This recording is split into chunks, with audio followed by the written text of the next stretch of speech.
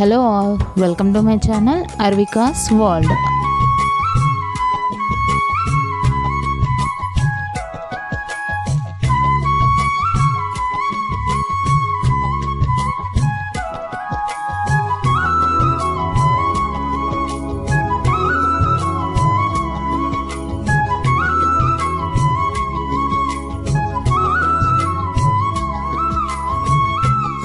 ఈ వీడియో వచ్చేసి రీసెంట్గా మేము మా ఫ్యామిలీ అందరితో కలిసి తమిళనాడు ట్రిప్ వెళ్ళాము 1 వీక్.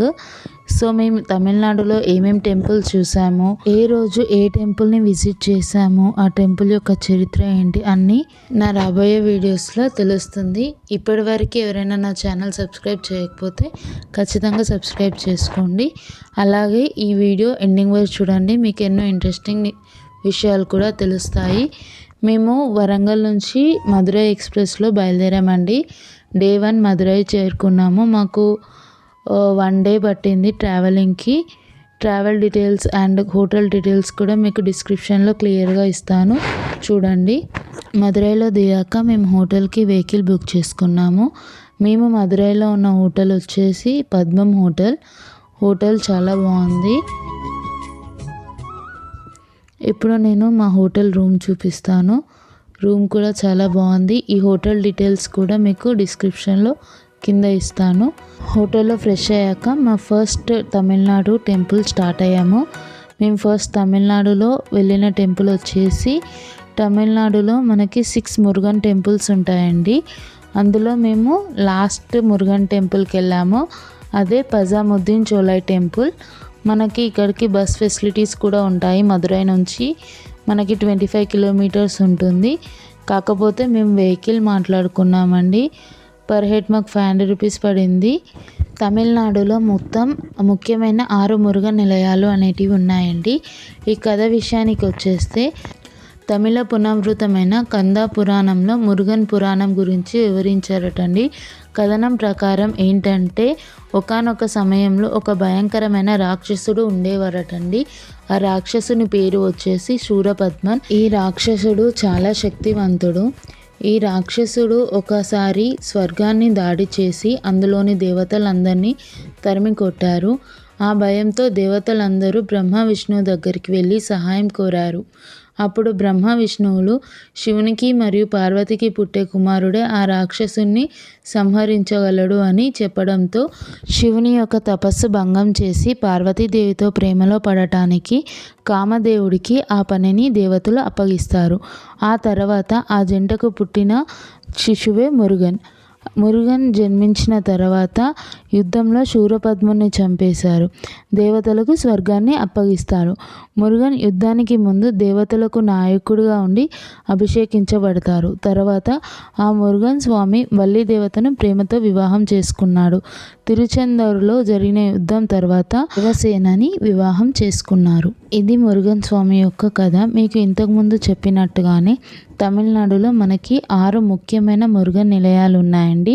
ఆ టెంపుల్స్ పేర్లు వచ్చేసి పళని, స్వామిమలై, తిరుచెందూరు, తిరుపురకునరం, తిరుత్తని, పజాముద్దీన్ చోలై. ఇందులో మనం ఆఖరిగా చెప్పుకున్న పజాముద్దీన్ చోలై టెంపుల్ గురించి ఈ వీడియోలో క్లియర్గా చూద్దాము. ఈ టెంపుల్కి ఎలా వెళ్ళాలి, ఈ టెంపుల్ ఎలా ఉంటుంది, అలాగే ఈ టెంపుల్ ఒక విశేషం కూడా జరిగింది, దాని గురించి కూడా పూర్తిగా ఈ వీడియోలో చూద్దాం. ఖచ్చితంగా వీడియో ఎండింగ్ వరకు చూడండి.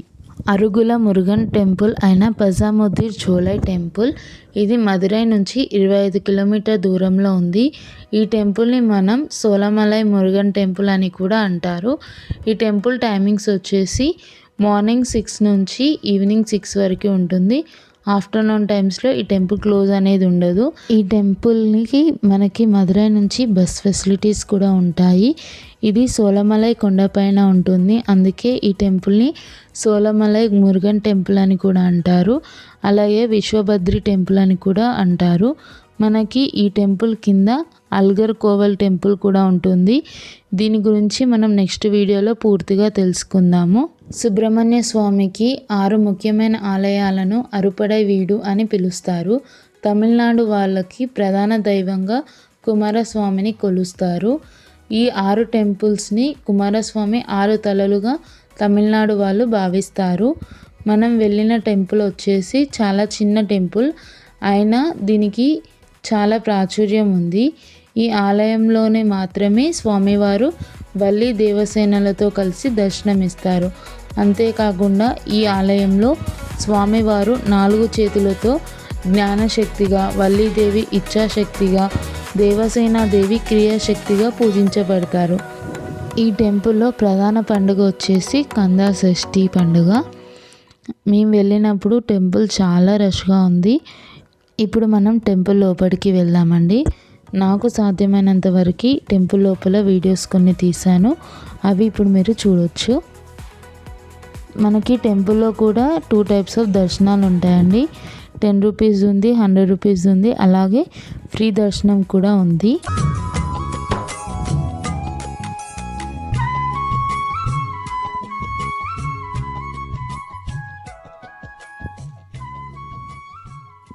ఇది వచ్చేసి టెంపుల్ లోపల వ్యూ అండి.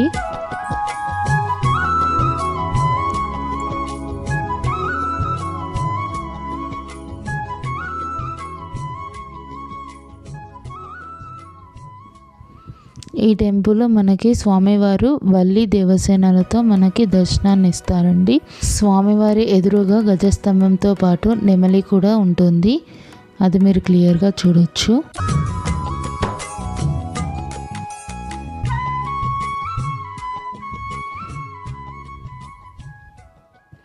అంతేకాకుండా మనకి టెంపుల్ లోపలనే ప్రసాదాలు కూడా అమ్ముతారు. ఇది వచ్చేసి ప్రసాదాల కౌంటర్ అండి. ఇందులో వచ్చేసి స్వామివారి రథం ఉంటుంది. రోజు సాయంత్రం రథాన్ని కూడా ఇక్కడ జరుపుతారు, రథోత్సవం. అలాగే ఇక్కడ దీపాంతాలు కూడా చాలామంది వెలిగిస్తారు స్వామివారి ముందు. అవన్నీ వీడియో క్లిప్పింగ్స్ మీరు చూడవచ్చు క్లియర్గా. ఈ దేవాలయం గురించి ఒక కథ కూడా ప్రాచుర్యంలో ఉందండి. అదేంటంటే సుబ్రహ్మణ్యేశ్వర స్వామి తన భక్తురాల్ని పరీక్షించారు. అది ఎలా అనేది ఇప్పుడు మనం తెలుసుకుందాము. కథలోకి వెళ్తే పూర్వకాలంలో స్వామివారికి ఒక గొప్ప భక్తురాలు ఉండేదటండి. ఆ భక్తురాలి పేరు వచ్చేసి అవయ్యార్. ఆమె ఒక పండితురాలు. ఆమె పాండిత్యాన్ని చాలామంది పొగడంతో తనకి అహంకారము, గర్వం అనేది పెరిగిపోయిందంట. ఆ గర్వాన్ని దించడానికి స్వామివారు పండితురాల్ని పరీక్షించాలని అనుకున్నారటండి. ఒకసారి ఆ కవయిత్రి మదురైకి వెళ్తుండగా దారిలో దప్పిక, ఆకలితో ఒక చెట్టు కింద కూర్చుందంటండి. అప్పుడు పైనుంచి కుర్రవాడు, నీకు పండ్లు కావాలా, ఆకలిస్తుందా అని అడిగినప్పుడు అవును అని ఆ కవయిత్రి చెప్పిందటండి. ఆ కుర్రవాడు తనని నీకు వండిన పండ్లు కావాలా, వండని పండ్లు కావాలా అని అడిగాడటండి. అప్పుడు ఆమె వండిన పండ్ల, చెట్టు పైన వండుతారా, అయితే నాకు వండిన పండ్లు ఇవ్వు అని అన్నారట. అప్పుడు ఆ కుర్రవాడు చెట్టును బాగా ఊపినప్పుడు కొన్ని పండ్లు కింద పడ్డాయి. అవి తీసుకొని తినేసరికి అవి చాలా వేడిగా ఉన్నాయి. అప్పుడు ఆ కుర్రవాడు తనని ఈ చెట్టు మీదకి వండిన పండ్లు ఎలా వచ్చాయి అని అడిగారు. అంతా చూసి ఇది చేసింది సామాన్య బాలుడు కాదు అని ఆమె చెట్టుపైకి చూసేసరికి ఆ బాలుడు సుబ్రహ్మణ్యేశ్వర స్వామిలాగా దర్శనమిచ్చారు. దాంతో ఆ అవయంగార్ ఆ స్వామివారిని వేరుకొని తనకి గొప్ప జ్ఞానశక్తి ఇవ్వమని కోరుకున్నారటండి. ఇలా స్వామివారు తన భక్తురాలిని పరీక్షించారు అని ఇక్కడ చెప్పుకుంటారు. అలాగే అంతేకాకుండా ఇక్కడ ఆ అవయ్యార్ కూర్చున్న చెట్టు కూడా ఉంది. ఇప్పటికీ కూడా ఆ చెట్టుని భక్తులు పూజిస్తారు. అంతేకాకుండా ఈ చెట్టు యొక్క పండ్లు జనరల్గా జూలై మరియు ఆగస్టులో వస్తాయటండి. కాకపోతే ఇక్కడ మాత్రం అక్టోబర్ నెలలో వస్తాయంట. ఇది కూడా స్వామివారి యొక్క మహిమ అని ఇక్కడి భక్తులు నమ్ముతారు. ఈ ఆలయానికి కొంచెం దూరంలోనే మనకి ఒక చెరువు కూడా ఉంది. దానిని నూపురు గంగ అని పిలుస్తారు. ఈ చెరువుని సిలంబరు అని కూడా పిలుస్తారు. ఈ చెరువుకి 1000 సంవత్సరాలు ఉన్నాయని అంటారు. అంతేకాకుండా ఈ చెరువు దగ్గరలో రాకాయి అమ్మవారి టెంపుల్ కూడా ఉంది. ఈ అమ్మవారిని దర్శించాలనుకున్న భక్తులు ఈ చెరువులో స్నానం ఆచరించి ఆ అమ్మవారిని దర్శిస్తారంట. తెలుసుకున్నారు కదా పజాముద్దీన్ చోలై టెంపుల్ యొక్క విశిష్టత, అలాగే అక్కడికి ఎలా వెళ్ళాలో. ఈ వీడియో కనుక మీకు నచ్చినట్టయితే లైక్ చేయండి, షేర్ చేయండి. అలాగే మరిన్ని ఇంట్రెస్టింగ్ వీడియోస్ కోసం subscribe to my channel Arvikas world.